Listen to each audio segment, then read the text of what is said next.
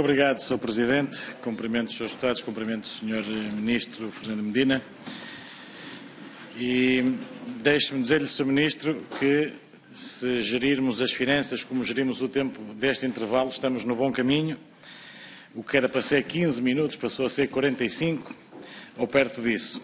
Mas, bom, voltemos ao início e a uma questão que eu gostava de lhe colocar, para não ficar no ar a dúvida. Portanto, Sr. Ministro, foi caso único numa inquirição nesta Comissão, foi advertido 3 vezes pela Mesa, e na primeira advertência, que o Sr. fez questão de voltar a frisar depois na outra intervenção seguinte, faz insinuações que vários desta Comissão, foi essa a expressão que o Sr. Ministro utilizou, pediram insistentemente a demissão à data CEO da companhia. Quer especificar, aprofundar a sua afirmação? Não, Sr. Deputado. Portanto, o Sr. Ministro lança afirmações nesta Comissão e depois não quer aprofundar, é isso? Sr. Deputado, para a economia de tempo, os pronunciamentos políticos dos Srs. Deputados são escritos, estão publicados, e creio que será relativamente fácil consultar que desde a data do conhecimento do pagamento da indemnização à engenheira Alexandra Reis até à data em que o Governo comunicou a intenção de despedimento, vários deputados e vários grupos políticos se pronunciaram defendendo a demissão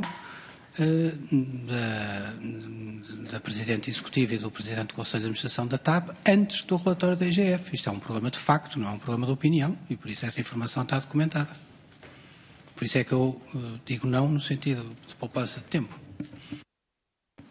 Sr. Ministro, mas também vários deputados e vários grupos pediram a sua demissão e de João Galamba, e não o ouvimos pronunciar sobre isso. Sr. Deputado, eu creio que são matérias de natureza diferente, uma de natureza do debate político, que é normal, e terei todo o gosto depois de concluir com uma minha leitura sobre todo esse processo político da forma como se passou. Outra coisa foi a exigência que foi feita por vários relativamente a que o Governo procedesse à admissão da CEO da TAP e do Presidente do Conselho de Administração antes de haver relatório da Inspeção-Geral de Finanças. E chamo isto à atenção por uma razão. O Sr. Deputado me dá agora a oportunidade.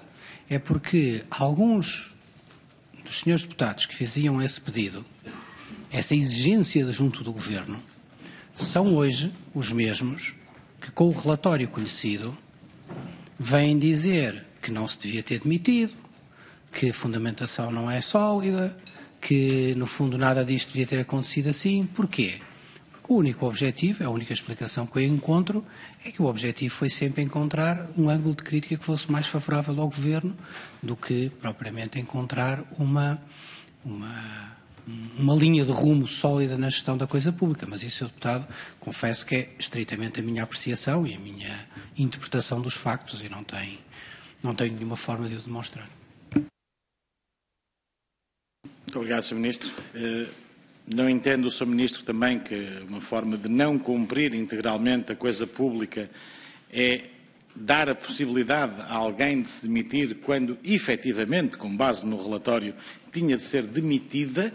Não estaria aqui o Sr. Ministro a abusar, perdoa-me o termo, dos poderes que tinha e a ir contra os reais interesses da coisa pública?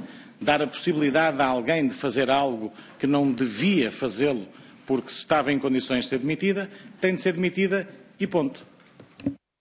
Sr. Deputado, eu entendo a sua pergunta e respondo-lhe que agi da forma que agi e, na minha apreciação, agi da forma correta perante pessoas que merecem o respeito, todos, pela forma como trabalharam, como desempenharam as suas funções e pela convicção que tenho de que agiram na convicção de que estavam a cumprir a lei, apesar de não o estarem a fazer.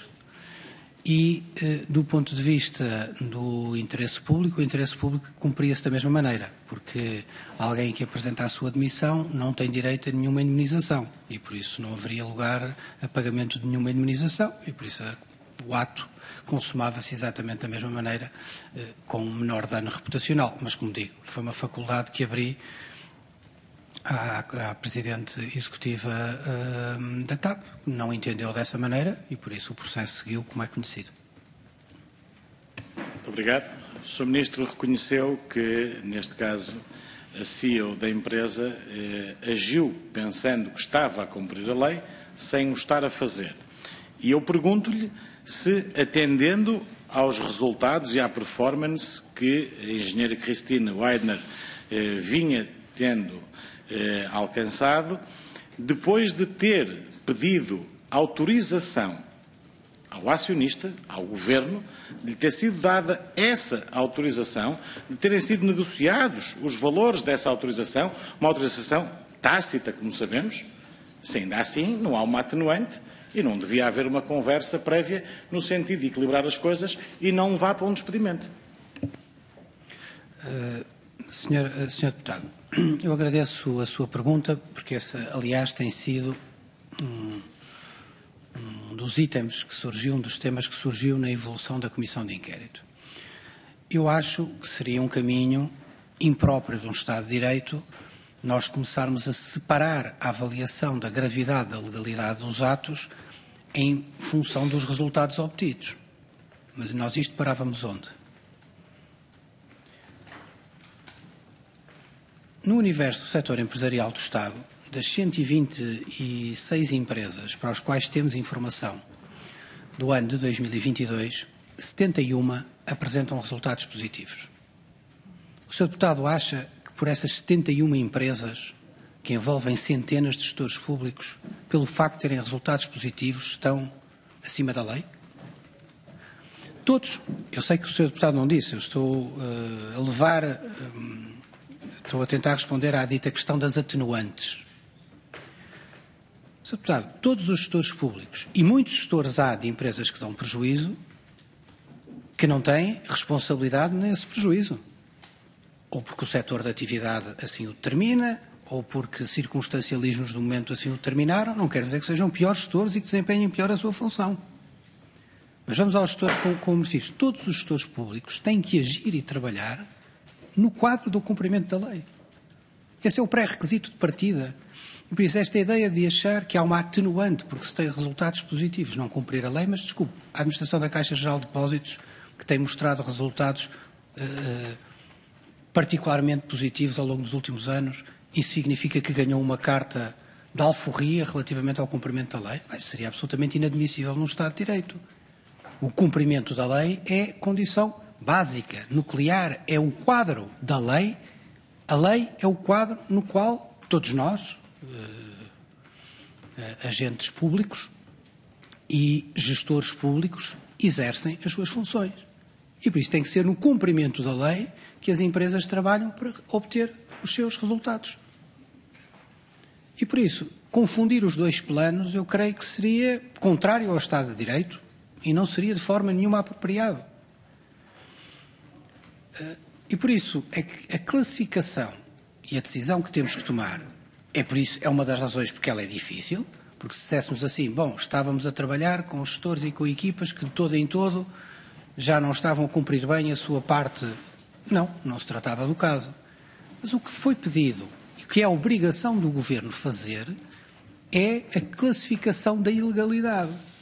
E a pergunta que eu faço ao Sr. Deputado é esta. O Sr. Deputado acha que pagar ilegalmente, porque isto não é questionado, que foi de forma ilegal, que foram pagos €500 mil a uma ex-administradora, é uma ilegalidade grave ou não é grave? É que é a única pergunta que interessa responder quando se tem que tomar essa decisão. Não pode haver atenuante. Não há atenuante aqui, porque nós estamos a classificar a gravidade da ilegalidade. Depois, as outras matérias sobre... podiam ser bons gestores, podiam ser maus gestores, podiam ser médios, podiam ser ótimos. E estamos a falar de bons gestores. E falo do caso da CEO da TAP, num momento exigente da companhia. Mas isso não apaga, nem pode apagar, a ilegalidade grave que foi cometida e que a lei determina que nós, enquanto responsáveis pela tutela das empresas públicas, tomemos a decisão que tomamos. Sr. Ministro, não entende também que, no âmbito dessa ilegalidade que o Sr. Ministro referiu e que eu concordo, há uma ilegalidade, de facto, foi feito esse pagamento e daí que estejamos a desenvolver esta comissão de inquérito. Mas não houve ilegalidade também do Ministério das Finanças, que autorizou tacitamente esse pagamento. Não houve uma ilegalidade, digamos que, por se afastar dos seus âmbitos decisórios do Ministério das Finanças, do CFO da empresa, porque o CFO da empresa tem a tutela financeira dentro da empresa, dentro do Conselho de Administração, e o Ministério das Finanças tem a tutela financeira da empresa enquanto acionista. Não houve aqui um demarcar de posições e de obrigações, tanto do seu Ministério como do CFO da empresa? Muito obrigado, Sr. Deputado. Como ficou claro relativamente às audições todas que aqui foram tidas nesta matéria, não ouvi nenhuma ambiguidade nem diferença relativamente aos factos de como a forma ocorreu, como as coisas ocorreram.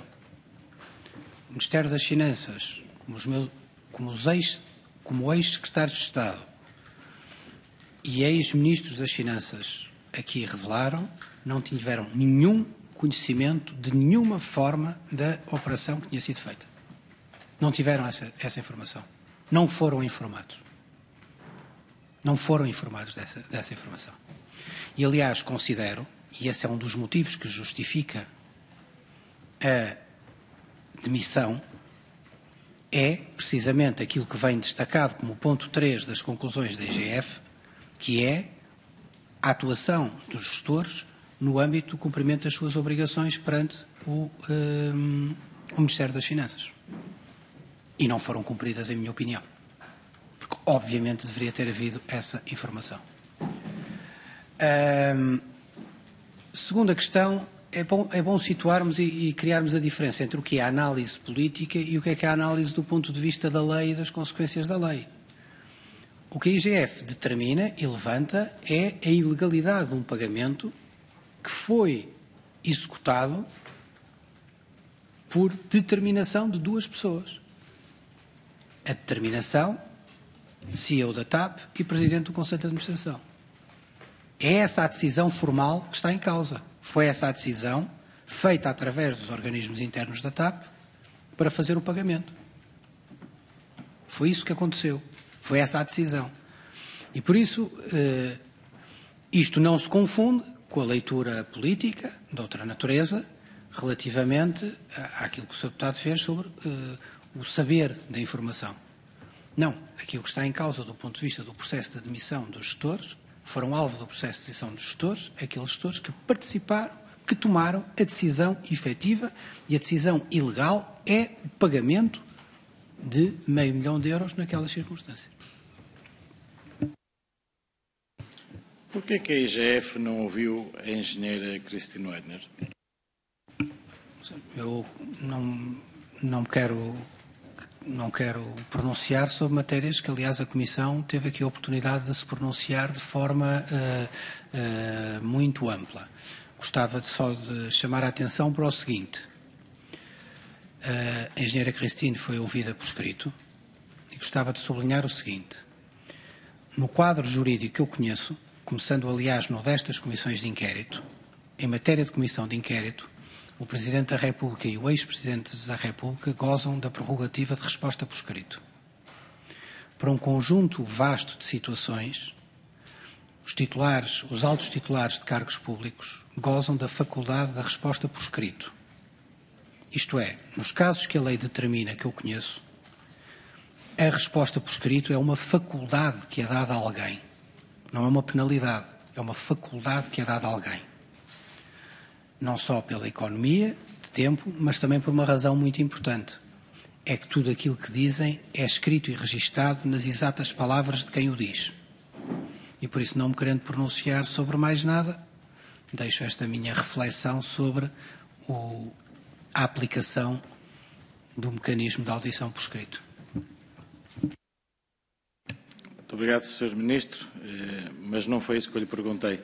Em relação às regras desta Comissão e quem pode ser ouvido, e passo a sua expressão ouvido por escrito, eu não me referi a esta comissão, referi-me à IGF. A IGF tinha a responsabilidade de fazer um relatório, cujo relatório levou, inclusivamente, à admissão da CEO e do PCA da empresa.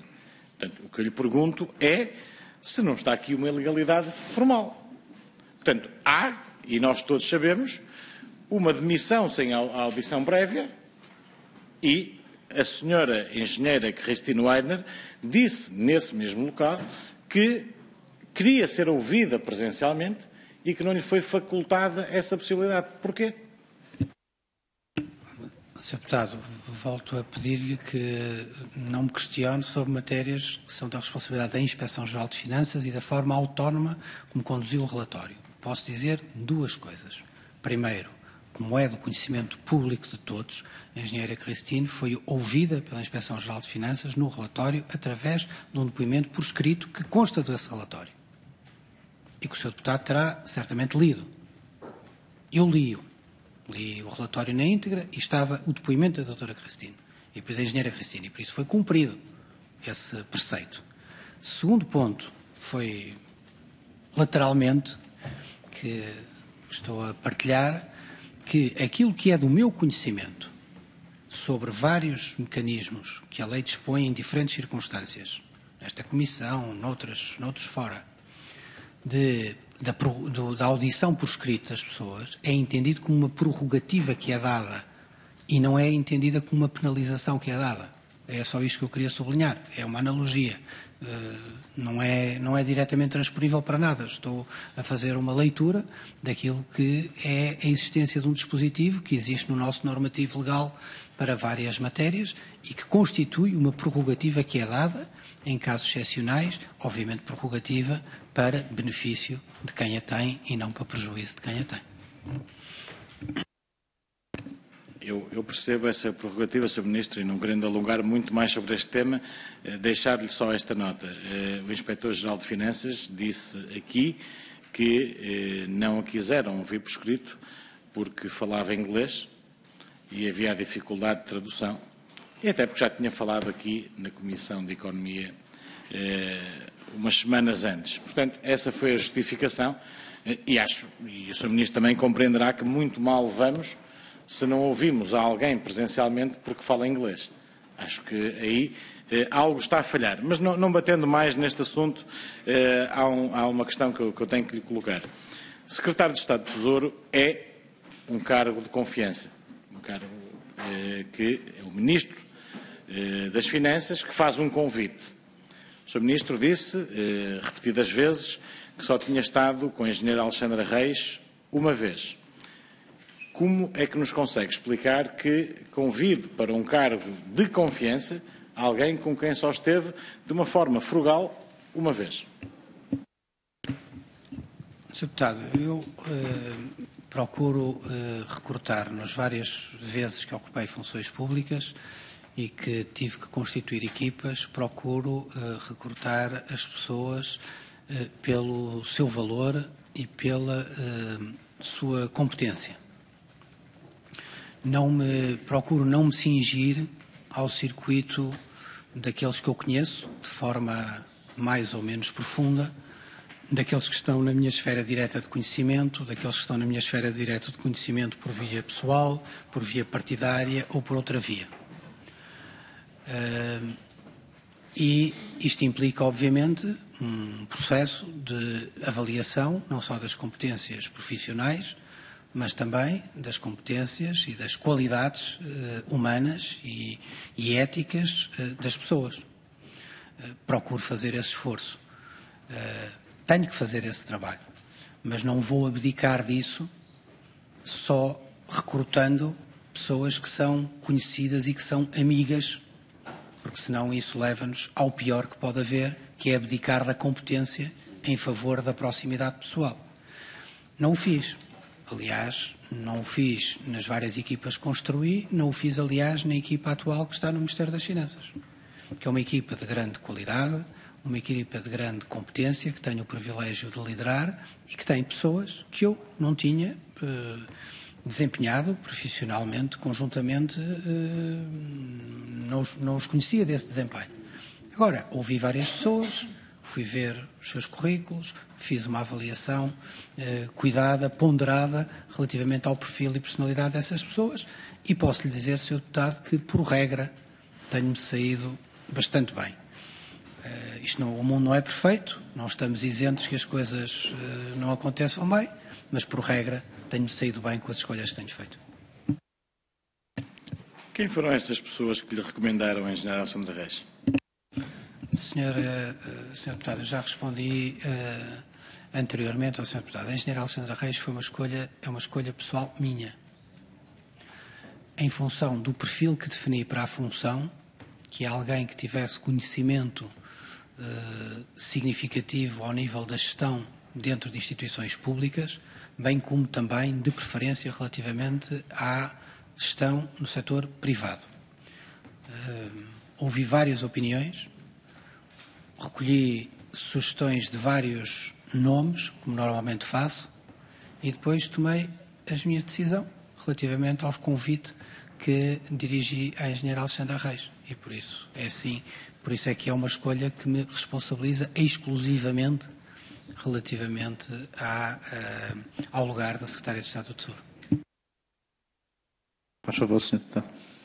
Sr. Presidente, peço que não seja contabilizado o tempo e eu agradeço a resposta do Sr. Ministro, mas com clareza não foi isso que eu perguntei. O Sr. Ministro explicou a forma da contratação e a forma da contratação nós já a sabemos. Eu perguntei exatamente das várias pessoas que lhe recomendaram os vários nomes, alguns desses não é da nossa competência. O que eu perguntei, e acho que o Sr. Ministro tem que responder, é quem foram as pessoas que lhe recomendaram a engenheira Alexandra Reis. Tão simples quanto isto. É os nomes de quem recomendou e não a forma da contratação. Sr. Deputado, eu mantenho a resposta nos exatos termos que dei. Eu convidei a engenheira Alexandra Reis para ser Secretária de Estado do Tesouro e propus esse nome ao Primeiro-Ministro para que fosse aceite e proposta a sua nomeação pelo Presidente da República para Secretária de Estado do Tesouro. E por isso não vale a pena procurar algo que não tem nenhuma relevância do ponto de vista de matéria alguma, quando a decisão da escolha é uma decisão exclusivamente minha, de responsabilidade exclusivamente minha, que me é exclusivamente atribuível para o cargo de Secretário de Estado do Tesouro, como o Sr. Deputado referiu, uma pessoa que iria trabalhar comigo diretamente num lugar de responsabilidade relativamente à gestão de uma parte importante do Ministério das Finanças, que é o setor empresarial do Estado. Sr. Deputado. Sr. Presidente, eu por mim não tenho problema, tenho tempo. O tempo está parado. Não, eu tenho tempo. Até o Sr. Ministro responder ao que eu efetivamente perguntei, eu tenho tempo. Isto pode acabar às 5, às 6, às 10, à meia-noite. Pode, mas, Sr. Deputado, deixe-me só dizer. Sr. Presidente, eu faço uma pergunta objetiva. Se estivéssemos a tratar de uma audição na COF, o Sr. Ministro podia responder da forma que bem entendesse, naturalmente. Aqui, o preceito da resposta tem que ser necessariamente diferente. E é uma resposta objetiva, que tenha a ver com este caso objetivamente, que pode ajudar a perceber a decisão tomada. Portanto, tem tudo a ver com este caso. Não estou a fazer nenhuma questão que fuja deste âmbito concreto que estamos a trabalhar.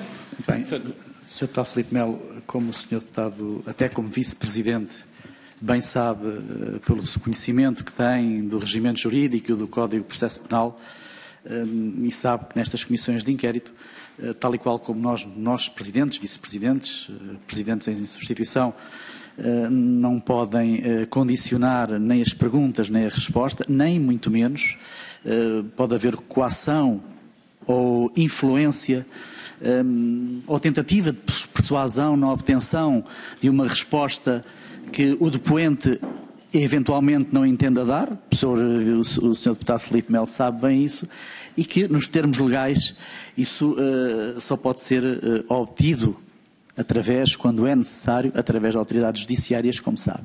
Como estamos numa comissão de inquérito em que temos poderes parajudiciais, como sabe, e não judiciais, não poderá haver essa persuasão ou essa coação a uma resposta que eventualmente alguns senhores deputados queiram eventualmente obter. Isto faz parte do Código Processual Penal, como bem sabe, tão bem ou melhor até do que eu. E, portanto, eu o que admito é que possamos prosseguir a nossa audição com a maior tranquilidade possível. Sr. Presidente, só para que conste, não há aqui qualquer tentativa de persuasão ou coação. Há uma inquirição normal e acho que não estou a fugir de todo ao âmbito da audição. Mas, se me permitir, eu reformulo a questão desta maneira. Muito bem. Sr. Ministro, os nomes que tem ou que lhe referenciaram a Engenheira Alexandra Reis, quer partilhar connosco ou afirma perentoriamente que não vai partilhar connosco? Sr. Deputado, a decisão da escolha da Engenheira Alexandra Reis é minha. Sr. Deputado, perante a repetição várias vezes da mesma pergunta,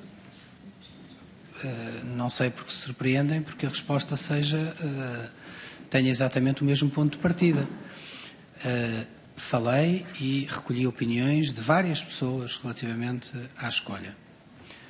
Aliás, não só da Engenheira Alexandra Reis, como de outras pessoas que cumpriam e que se integravam no perfil que defini, e daí ter começado por aí, relativamente à Secretária de Estado do Tesouro. Não creio que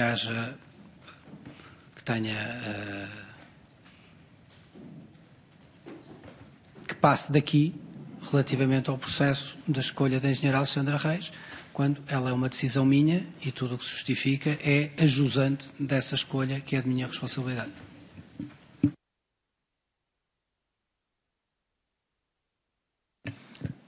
Assumimos da resposta do Sr. Ministro que não quer dar os nomes e ficamos com essa resposta. Disse que analisou com detalhe o currículo da Engenheira Alexandra Reis. Não lhe saltou à vista os cargos que tinha desempenhado anteriormente, tanto na TAP como na NAV, e pergunto se ainda assim fazia sentido dar o lugar de Secretário de Estado do Tesouro, que precisamente ia tutelar as empresas por onde passou, e se também não quis saber ou aprofundar a forma como tinha saído da TAP, os motivos que levaram à saída da TAP, se houve lugar a indenização ou não, sem que isto tivesse que ser arrastado até dezembro. Portanto, estas duas questões numa só. Muito obrigado, Sr. Deputado. Eu agradeço-lhe a pergunta. O facto da Engenheira Alexandra Reis ter desempenhado funções na TAP e estar a desempenhar funções como Presidente do Conselho de Administração da NAV foram mesmo um dos motivos que favoreceram a sua escolha. Quando digo estas empresas, poderia dizer outras com relevância importante. Porquê? Porque elas atestam bem a experiência de alguém na gestão do setor empresarial do Estado e, nomeadamente, no caso da TAP, tendo chegado a desempenhar funções de administradora com o pelouro financeiro e, no caso da NAV, sendo Presidente. Era para mim de grande importância que quem entrasse a tutelar o setor empresarial do Estado não fosse alguém, no fundamental, ignorante sobre as matérias que vai tutelar.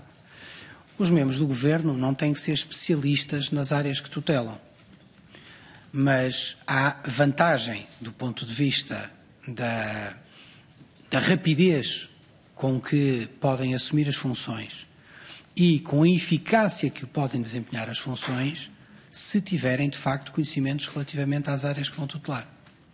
E no caso específico, deixe-me dar-lhe um exemplo, ter um Secretário de Estado do Tesouro, de alguém que possa ser particularmente inteligente, dotado, bem qualificado, com a formação académica certa, mas que nunca tenha tido diálogo com empresas, é uma escolha de um perfil para Secretário de Estado do Tesouro que certamente vai ter bastante mais dificuldades em conseguir entregar os resultados que são necessários que se entregue. É natural, não tem nenhuma diminuição das qualidades intrínsecas da pessoa, é um problema da adaptação do perfil. E o que a experiência da Engenheira Alexandra Reis mostrou era precisamente esse perfil ter essas competências, desse conhecimento, dessa ligação ao setor empresarial do Estado. Aquilo que eu há pouco referi, que era também do conhecimento já significativo da relação com o Ministério das Finanças, isto é, conhecia a relação com o Ministério das Finanças do lado do que é a empresa tutelada, por assim dizer, e muitíssimo importante é que a engenheira Alexandra Reis transita de uma empresa pública que é a NAV. Não transitou de uma empresa privada, que, por exemplo, poderia tutelar um concorrente. Isto é, a engenheira Alexandra Reis teve os últimos anos da sua carreira profissional totalmente alinhados com a defesa do interesse público, numa função diferente, naturalmente, da de Secretário de Estado. Mas não vejo nenhuma incompatibilidade nessa matéria. O que, por exemplo, invoquei do que para mim seria uma incompatibilidade era se eu tivesse feito uma proposta de algum administrador, imaginemos, de uma companhia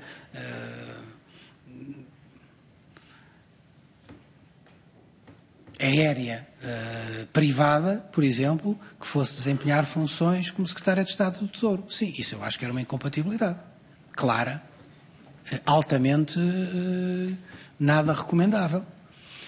E por isso, a diferença é que há uma diferença grande entre ter exercido funções no que é uma empresa privada, onde tutela na prática um ex-concorrente, ou em empresas públicas, onde o alinhamento de objetivos é o mesmo.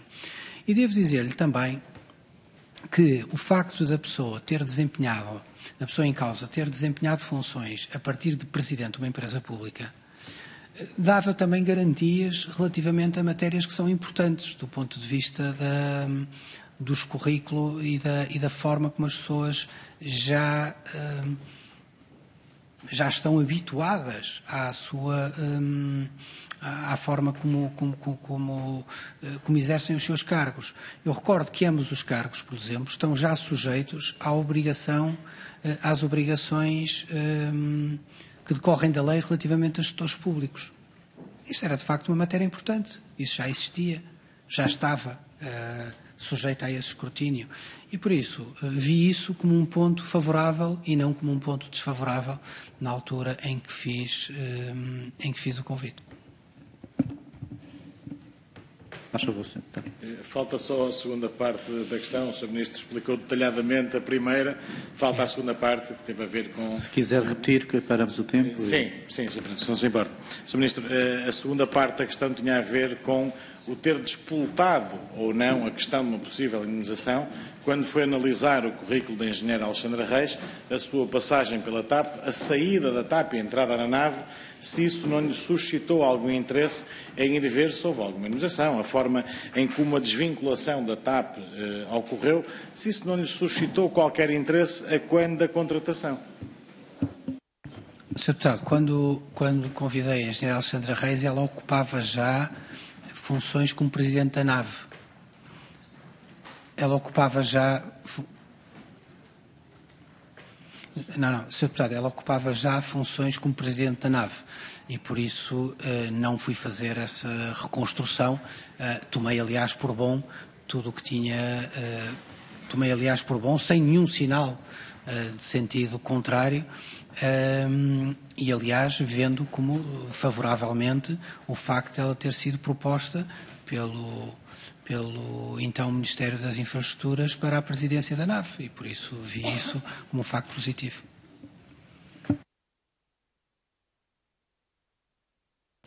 Sobre o Ministério das Infraestruturas iremos já a seguir. No entanto, Sr. Ministro, deixe-me perguntar-lhe o seguinte. Terminando o processo de litigância judicial que vai opor, então, à data, CEO da empresa e o Estado português, se for dada razão à engenheira Cristine, se o Estado tiver que pagar uma indemnização entre os 3 e os 4 milhões de euros, quem é que vai tirar consequências políticas disso? Sr. Deputado, eu não vou antecipar, esta é uma comissão de inquérito sobre factos. Não me cabe a mim especular sobre cenários hipotéticos. Percebo que há um certo desejo, não digo no Sr. Deputado, mas em algumas mentes, em que essa situação venha a acontecer. Mas é bom não confundir o desejo com a realidade, porque muitas vezes a realidade não concretiza os desejos que se têm. Posso dizer-lhe que tenho, pelas razões que aqui aduzi, da forma que aqui aduzi, a consciência plena da robustez da decisão, da sustentação da decisão que o Governo tomou, a todos os títulos, da sua inevitabilidade, da forma, dado aquilo que aconteceu, voltando a referir, não tendo sido, obviamente, uma decisão que eu desejasse ter tomado, mas que tive que a tomar. Tomou essa decisão sozinho? Tomei essa decisão com o Ministro das Infraestruturas, João Galamba. Como a lei determina. Sr. Ministro, peço só que confirme, não quero entrar muito neste tema, mas houve duas ministras que fizeram o contraditório, isso é público. Existiu ou não um parecer jurídico? Sr. Deputado, não existiu um parecer jurídico, já expliquei aqui na audição que fiz. Houve, de facto, um lapso na comunicação que foi feita, que tem responsabilidade no Ministério das Finanças e, por isso, nenhuma responsabilidade das duas ministras em causa, na medida em que foi classificado como parecer jurídico o que eram aquelas notas de trabalho entre os juristas para a escrita da declaração unânime por escrito. Mas não há nenhum parecer jurídico, porque tudo isto remonta, para irmos já ao caso e fechá-lo talvez, de eu dar aqui a explicação completa, à existência de uma notícia que insinua ou afirma na notícia, o que é uma falsidade, de que o Governo procuraria a justa causa depois do despedimento. Ora, isso é tudo falso, porque o que aconteceu foi que o Governo, na base do relatório da IGF, como já expliquei, com uma robustez muito superior a qualquer parecer jurídico, teve uma classificação claríssima dos factos do que tinha acontecido e da sua classificação jurídica e sobre ela tomamos uma decisão.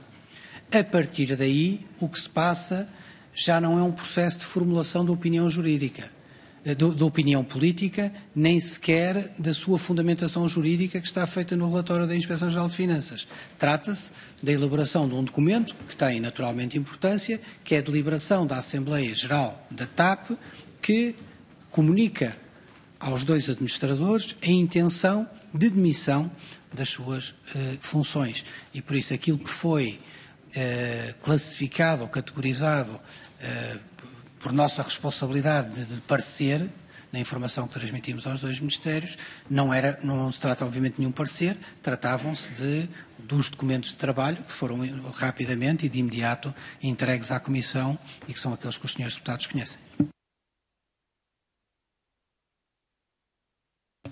Agradeço a sua resposta, Sr. Ministro. Então ficamos a perceber que duas ministras tentaram imiscuir-se num assunto sem saber dele e, naturalmente, criou-se esta confusão em torno do Governo.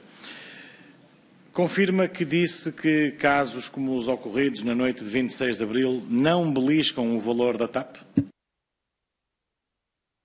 Sim, Sr. Deputado.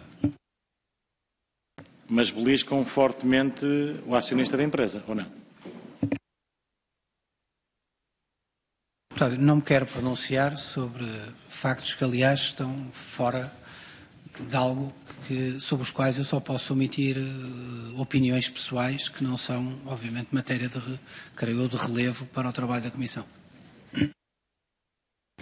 Sr. Ministro, não é a opinião pessoal que está em questão. O Sr. Ministro representa o acionista, a companhia está no mercado, como nós sabemos, queremos vender a todos, penso que todos, é transversal a todos, queremos vender a companhia pelo melhor valor possível e a credibilidade do acionista também conta em muito para a venda. E o que eu lhe pergunto é se não ficou afetado a credibilidade do acionista. Sr. Deputado, os factos o que determina o valor da companhia é, em primeiro lugar, a dimensão do seu mercado relevante de atuação e o mercado relevante da TAP tem crescido de forma muito significativa.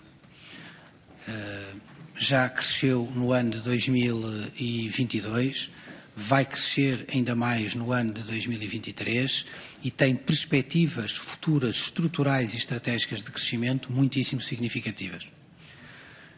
nos mercados em que a TAP opera, naquilo que é o seu núcleo de criação de valor, que é a operação fundamentalmente América Latina, América do Norte, África, Europa. Isso é a sua fonte principal de geração de valor, é a dimensão do mercado relevante. A TAP hoje serve e está instalada no coração de uma zona profundamente dinâmica do ponto de vista demográfico, do ponto de vista da procura por deslocações e por mobilidade, e numa posição única de poder servir essa procura crescente por mobilidade. E, em segundo lugar, é importante que a TAP disponha das condições operacionais que a tornem uma empresa competitiva, seja ao nível dos custos de operação, seja na sua capacidade de crescimento. A TAP necessita que isso seja esteja sempre assegurado. Isso verdadeiramente é o que dá valor estratégico a uma empresa, e é isso que, obviamente, operadores profissionais no mercado da aviação vão olhar quando tiverem que avaliar a empresa. Tudo o resto são episódios que têm toda a relevância política, social, que têm, mas não afetam estruturalmente o valor da companhia.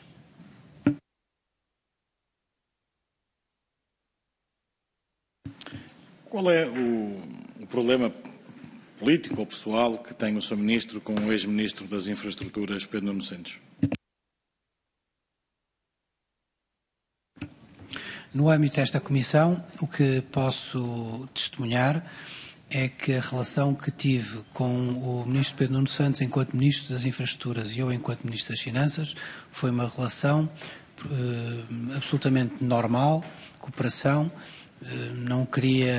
Não necessitarei adjetivar mais, mas uma relação profundamente comprometida com o interesse público e convergente na defesa do interesse público.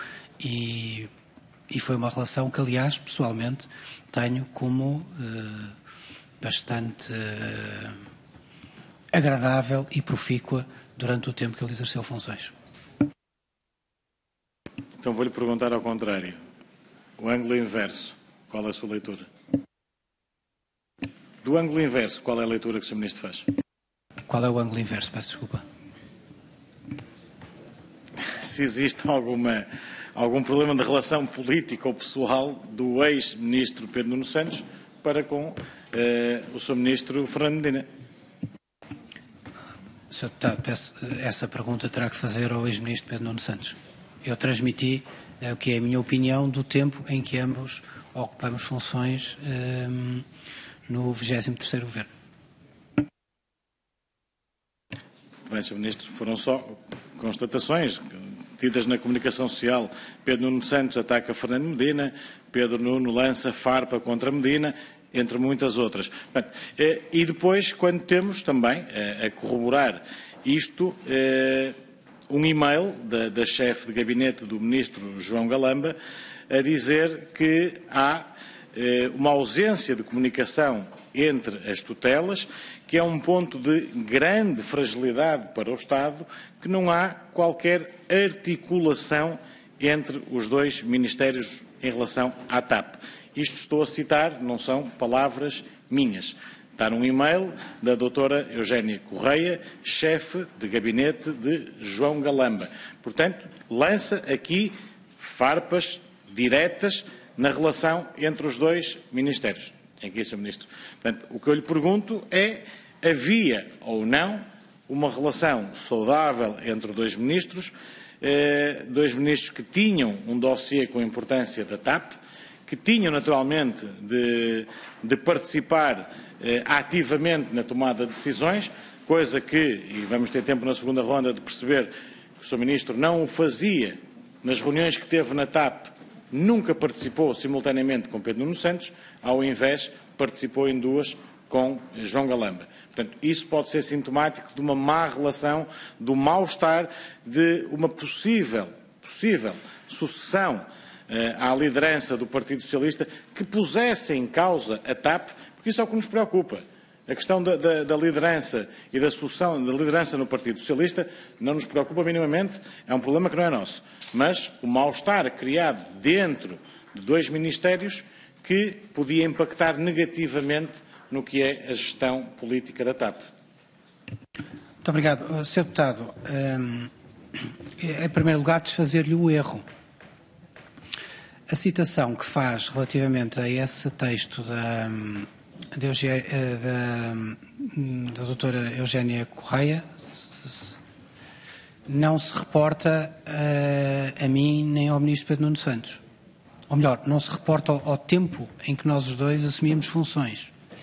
Esse e-mail reporta-se à análise que é feita do relatório da IGF relativamente à parte da articulação dos ministérios até ao despedimento da engenheira Alexandra Reis.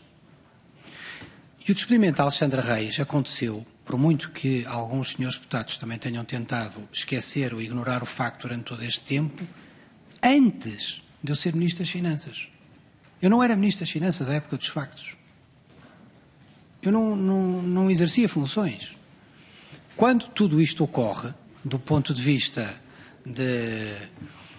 dos factos que aconteceram, o Ministro das Finanças em funções era o professor João Leão, não era eu. E por isso, se nota há relativamente a essa matéria, não é ao meu tempo como Ministro das Finanças. O que volto aqui a repetir é que, do ponto de vista do trabalho do Ministério das Finanças e do Ministério das Infraestruturas, ou melhor, a comunicação social traz, com todo o direito, com toda a liberdade, tudo aquilo que entenda sobre, tudo aquilo que entende trazer sobre a matéria dessa relação. Eu posso dar o meu testemunho enquanto Ministro das Finanças no 23º Governo Constitucional.